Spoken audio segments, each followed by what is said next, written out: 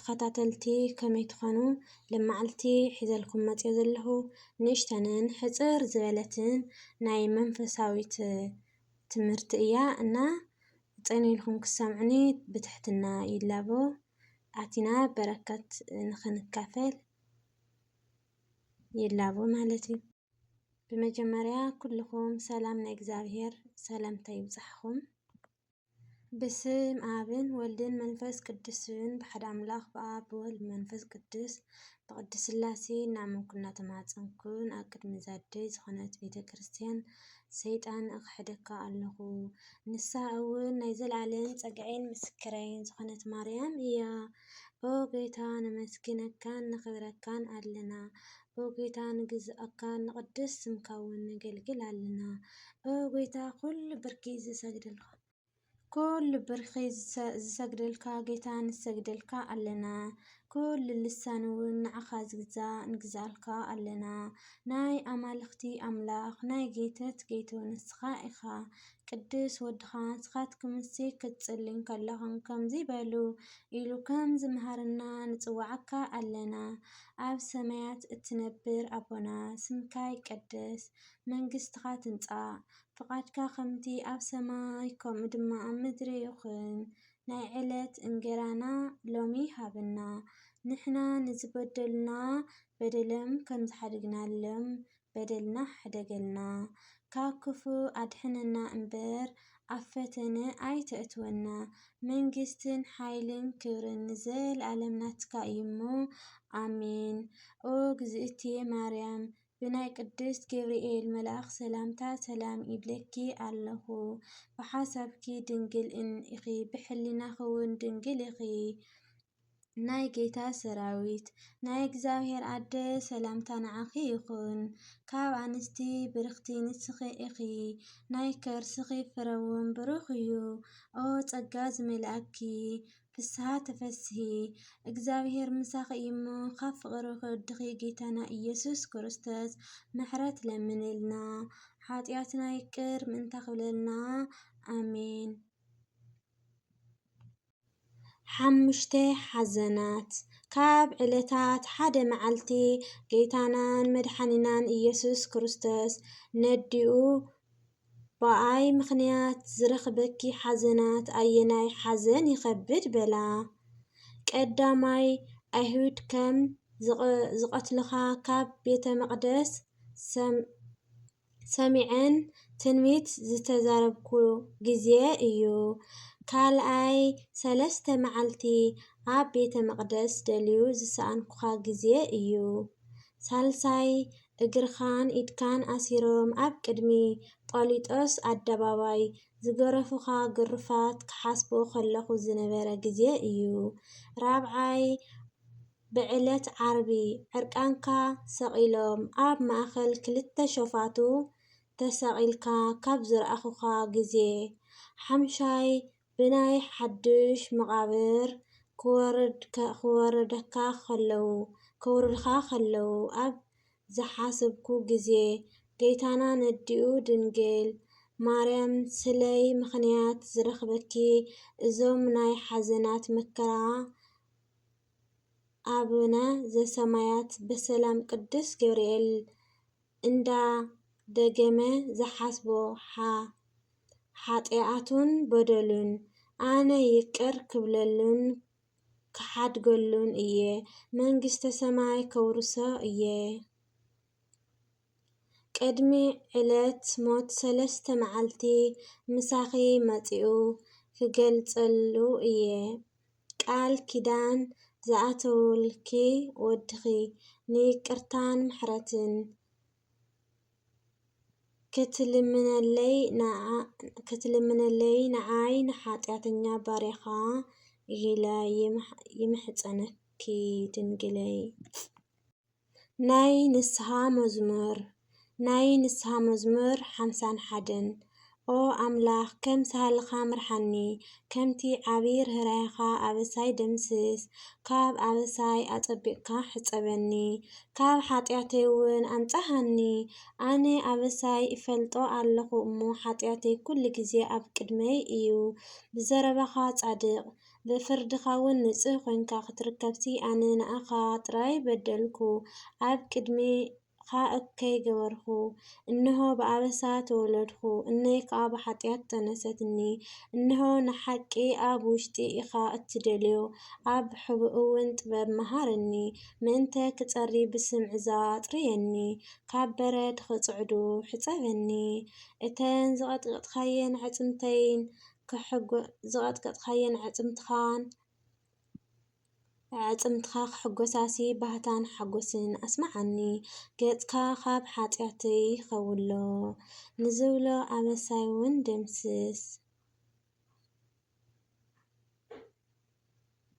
ደምስሶ ኦ ኣምላኽ ጽሩይ ልቢ ፍጠረለይ ጽኑዕ መንፈስ ኣብ ውሽጠይ ሓድስ ካብ ገጽካ ኣይትደርብየኒ ቅዱስ መንፈስካ እውን ኣይትግደፈኒ ሕጉስ ምድሓንካ መልሰለይ ብፍቓደኛ መንፈስካ ደግፈኒ መንገድኻ ንመፍረስቲ ክምህርሎም እዩ ሓጢኣን ከዓ ናባኻ ክምለሱ እዮም ኦ ኣምላኽ መድሕነይ ካብ ዕዳደም ኣናግፈኒ ልሳነይ ንጻድቕካ እልል ክትብለሉ እያ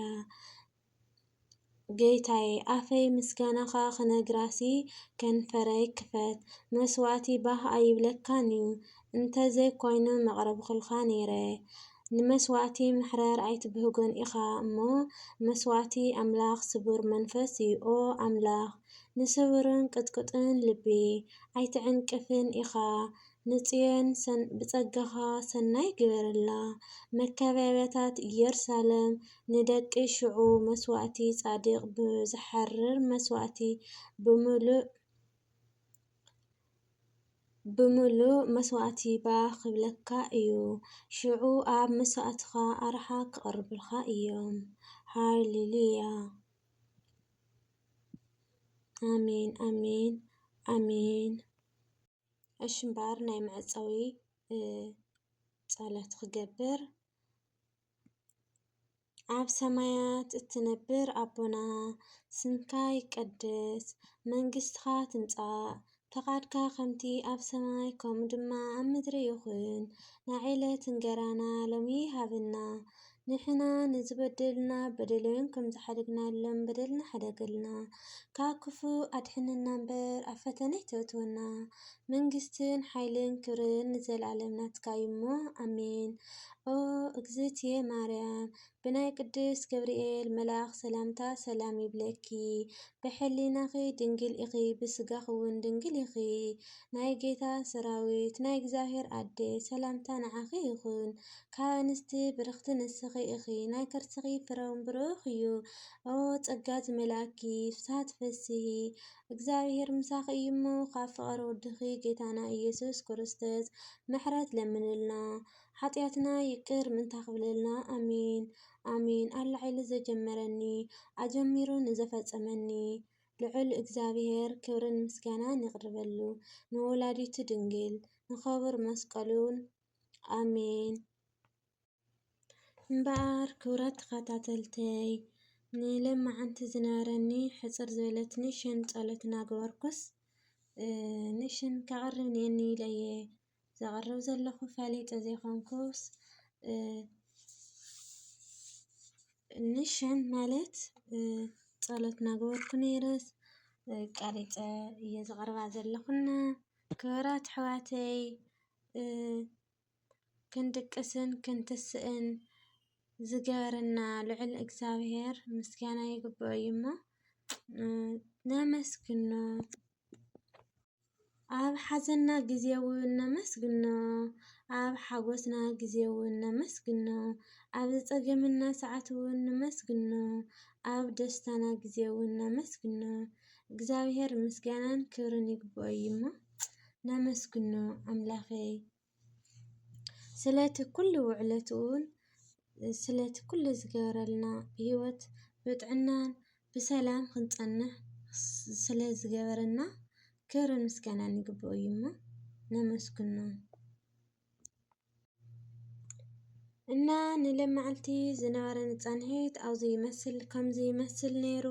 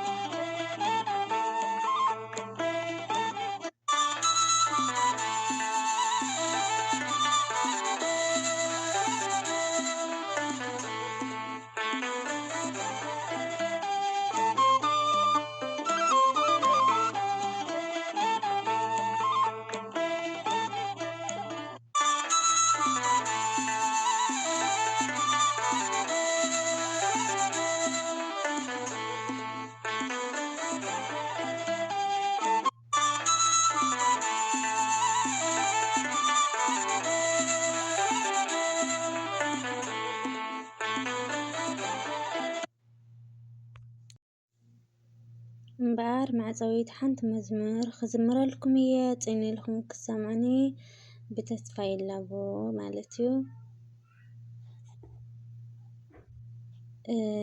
ሶሪ ፅን ኢልኩም ክሰምዑኒ ብትሕትና ይላቦ ክብል ይደሊ።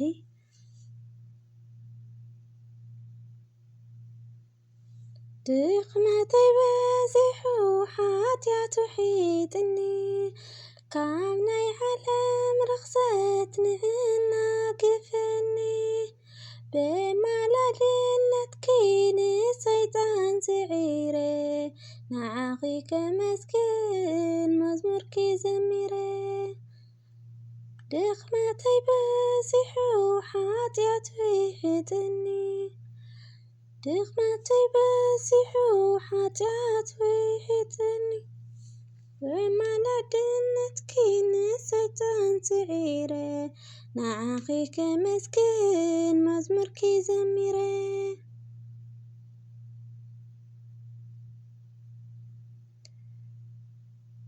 ተገሊጹ ኣሎ ኣማዲ ሰለይሙን ኣምላኽና ኽቢረኪ ዝያደ ኹላተን ፈተና በዚሑ ትሳቐላ ነብሰይ ጸለተይ ስምዕኒ ድንግል ፈዋሲተይ ድኽመተይ በዚሑ ሓትያቱ ሒጥኒ ካብ ናይ ዓለም ርኽሰት ንዕናግፈኒ ብማላድነትኪ ንሰይጣን ስዒረ ንዓኺ ከመስግን መዝሙርኪ ዘሚረ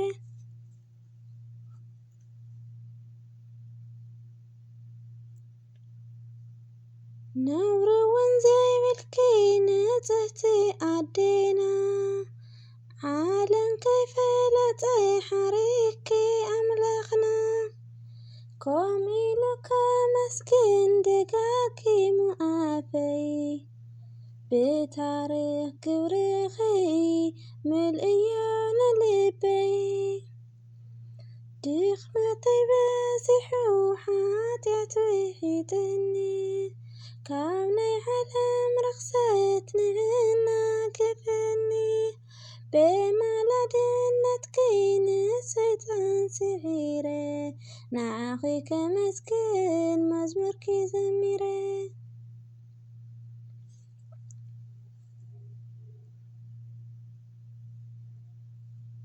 ሰላማዊት ኣደ ጸዋሪት ጎይታና ርርት ህሊና ሓጋዚት ኣብ ድኻምና ለይቲ ምስ መዓልቲ ክንጽውዓኪ ኢና ክሳብ መወዳእታ ደቀይ በልና ድኽመተይ በዚሑ ሓትያቱ ሒጥኒ ካብ ናይ ዓለም ርኽሰት ንዕናግፈኒ ብማላድነትኪ ንሰይጣን ስዒረ ንዓኺ ከመስግን መዝሙርኪ ዘሚረ